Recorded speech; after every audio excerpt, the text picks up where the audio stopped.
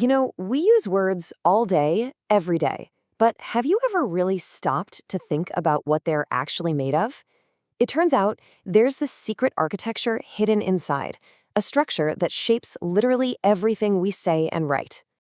So, yeah, what are words really made of? It sounds like such a basic question, right? But the answer? Well, it completely unlocks a new way of seeing language itself. And that brings us to this really cool field called morphology. The best way to get your head around it is to picture language as this huge, sprawling city. If language is the city, then morphology, that's the masonry. It's the study of how every single building, every single word, is constructed, brick by meaningful brick. All right, let's dive right in. We're going to start by looking for the absolute smallest pieces of meaning. Think of them as the atoms of language. Or, even better, language's own Lego bricks. And here is the first major surprise. The smallest, most fundamental unit of meaning. It isn't the word itself. Nope, it's something even smaller, more basic. It's called a morpheme. Okay, so what in the world is a morpheme? Simple. It's the smallest possible piece of a language that still has meaning. That Lego brick analogy is perfect. You can use them to build anything, a whole castle, right? But you can't snap a single Lego in half and still call it a Lego. Morphemes are just like that. They're the indivisible little pieces of meaning. Let's take a real-world example. Look at the word unbreakable. You might think of it as one thing, but it's actually made of 3 distinct morphemes. First, you've got un, which means not. Then you have the main event, break, which is the core action. And tacked on the end is able, which means capable of being.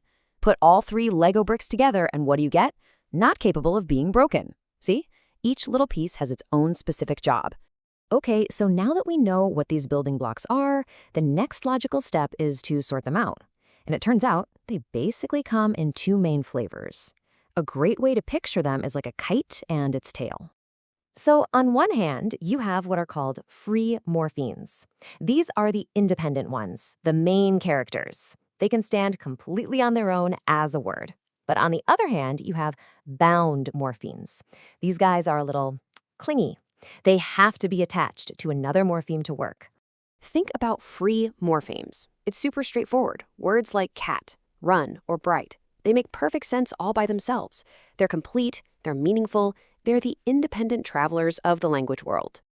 And then you've got their loyal companions, the bound morphemes. You already know tons of these.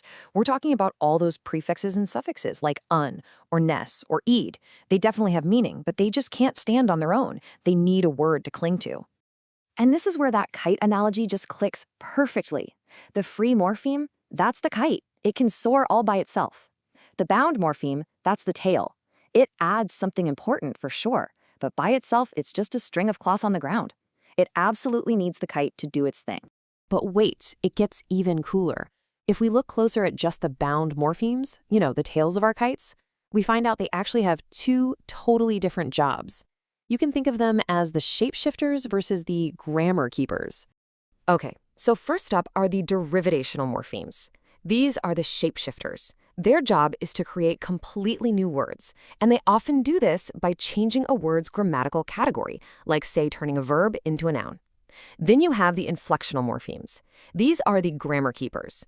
They're not in the business of making new words. Their job is to just tweak a word so it fits correctly into a sentence. Let's look at derivation in action. You take a verb, like sing, and you add the shapeshifter, boom, you've just created a brand new word, the noun, singer. Or take an adjective like happy, add ness, and bam, you get the noun happiness. This is literally how our vocabulary grows. Now let's contrast that with inflection. You add an S to cat to get cats. It's still a cat, right? Just more than one. You add ed to wait to make it waited, showing it happened in the past. It's still the same action. These are the grammar keepers, just doing their job, making sure the words play by the rules of the sentence. All right, so let's zoom in on just those grammar keepers for a second. The inflectional morphemes. English grammar can feel ridiculously complicated sometimes. So take a guess. How many of these little grammar tweaking morphemes do you think exist in the entire English language? Just throw out a number. Would you believe me if I told you the answer is 8? Just 8. That's it, the whole entire system of English grammar. all the plurals, all the tenses, all the comparisons. It all runs on just 8 little morphemes. Isn't that wild? And here they are, the elite 8. You've got the plural S, the possessive S, the third-person singular S. You've got past tense, progressive, past participle, and finally the comparative and superlative. That's the whole crew. It's actually a super elegant and efficient little system when you think about it. Okay, so we've been digging into all these details, but what's the point? Why does any of this matter? Well, because understanding this hidden architecture of words, it basically gives you a linguistic superpower. Seriously, why is knowing about all this stuff, morphemes, free versus bound, all that, why is it so powerful for you just in your everyday life? Well, think about it. From now on, when you see a word you don't know, you can actually decode it by breaking it into its parts. You can build your vocabulary way more effectively because you get how the pieces fit together. You'll understand grammar on a much deeper, more intuitive level. And maybe best of all, you'll start to see language not as a boring list of rules to memorize, but as this dynamic, living system that's just waiting for you to play with it. And that's really the heart of it all. It comes down to this idea that words are not static objects, but living structures waiting to be explored. Every single one has its own story, its own internal blueprint, just waiting for you to take a look. So I'll leave you with this question. Now that you know how to look for it, what hidden structures, what secret architecture are you going to find in the words that you use every single day?